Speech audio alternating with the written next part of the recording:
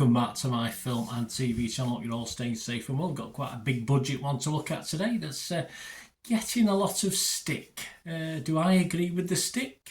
We'll have to see, won't we?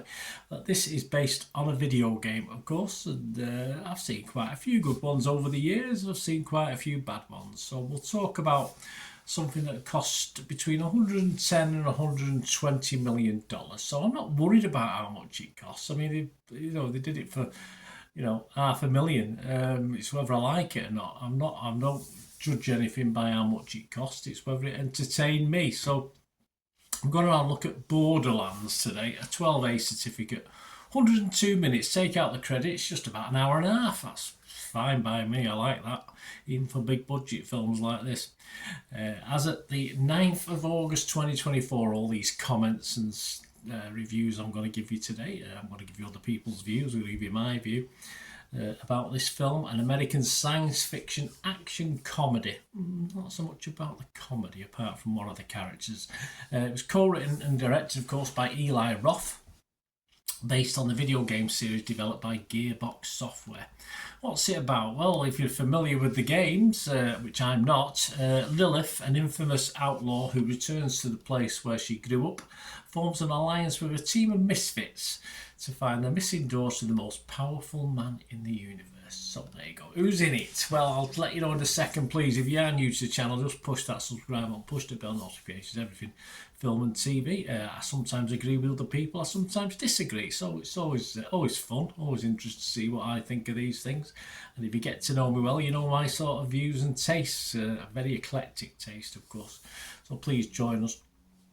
And you will see on the channel as well stuff on my football team, Manchester City. So if that's of any interest, say it doesn't matter if it's not. I've plenty of film and TV stuff, but if you know someone who might be interested, give them a poke in my direction. We do have memberships on the channel, just 99p a month. You get early access to all my reviews.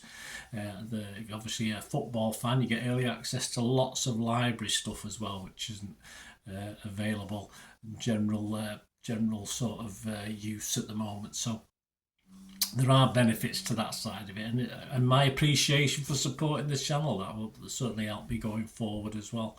So you can do that. We do have sponsors as well, but I'll talk about that before we go. If you stay with me, we've got a little offer on movie posters if you like to buy movie posters or gifts for friends, etc.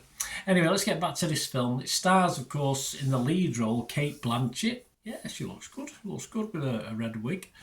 Kevin Hart, Jack Black is the voice of Claptrap. Yeah, I like Claptrap.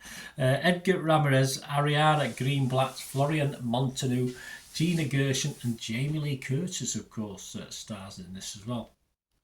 This was released, there's been a few preview copies knocking around, etc, released in the United States on August the 9th, and I'm recording this on August the 9th as well, so you've been able to get to a preview or something like that beforehand, but there's plenty of reviews, so a lot of people have already seen this anyway, so we'll talk about that later.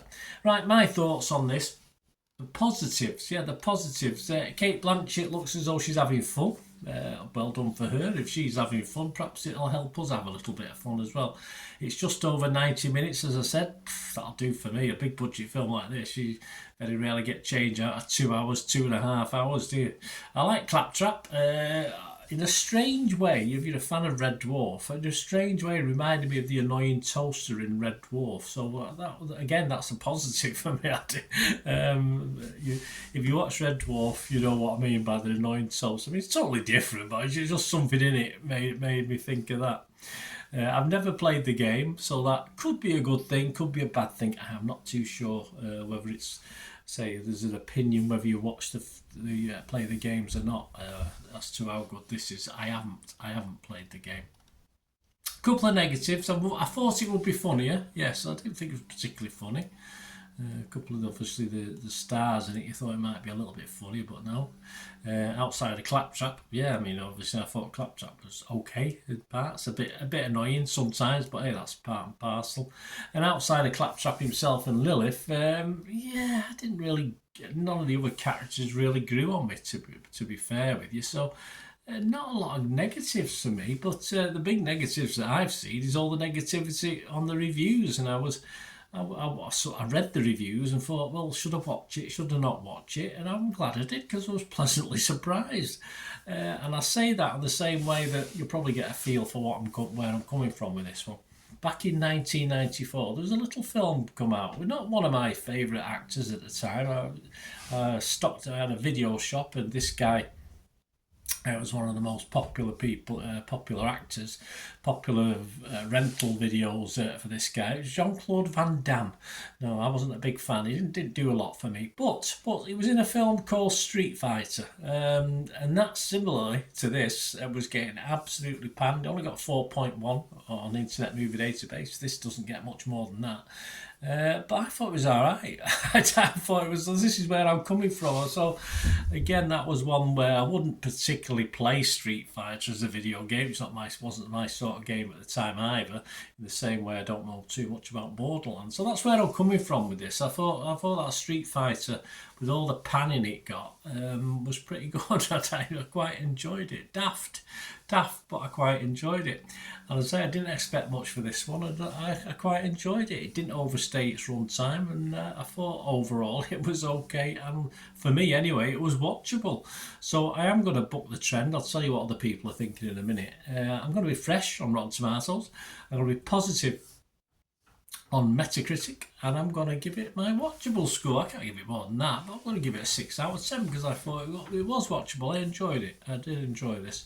And here's the other scores. There you go. Rotten Tomatoes. Well, how about Rotten? 6%. Only 6% of the 49 critics were positive about this, so not many. It averages just 3.2 out of 10. And you talk about cutting remarks on the consensus of the website. They simply say, glitching out in every department, Borderlands is balderdash. Harsh. Metacritic, the other site we look at, assigned the film a score of 29 out of 100. That's based on 23 critics. All right, not a vast amount, but still not good. Rotten Tomatoes audience, they were a bit better actually, 3.1 out of 5. So if my maths is correct, that's 6.2 out of 10.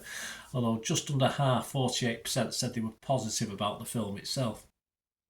And finally, as I said before, Street Fighter, currently on Internet Movie Database at 4.1. Well, with almost 2,000 scores and reviews on this one, it's getting a 4.4. So it was better than Street Fighter. Yeah, probably was. But yeah, there you go. That's what other people are thinking. As I said, I'm a bit out on a limb on this one with my 6 out of 10. But I can only say what I see. And I've given you an idea of what other people are thinking. Let me know what you think. It'd be great to know your views on this film as well, as I say. And does it make a difference if you played the games? I don't know. I just liked it for what it was. Simple as that. So let me know your thoughts. And I did mention into special offers. Well, we've got a little shop who sponsors me at the moment. My thanks to them. Piat6505. They got a little eBay shop. They sell posters, mainly from the 90s and the 2000s, similar to what I've got in the background there. They do DVDs as well.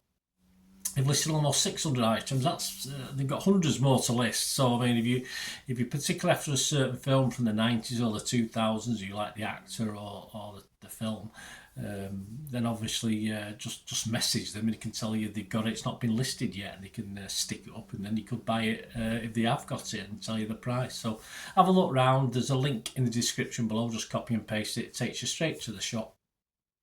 Just make great gifts or presents, or just treat yourself. You can buy the posters and buy a nice frame for it as well and stick it on your wall. So there you go. And if you do like anything you see and you want to purchase something, if you put an order in and just message them, mention me, and you'll automatically get a 10% refund or whatever money you've paid out. So that's even before they sent the thing out. Usually send within 24, 48 hours. So give Piat6505 your support, guys, and my thanks for them for supporting the channel as well. Well, there you go. Let me know what you thought of this film. Very, very interested to hear your views.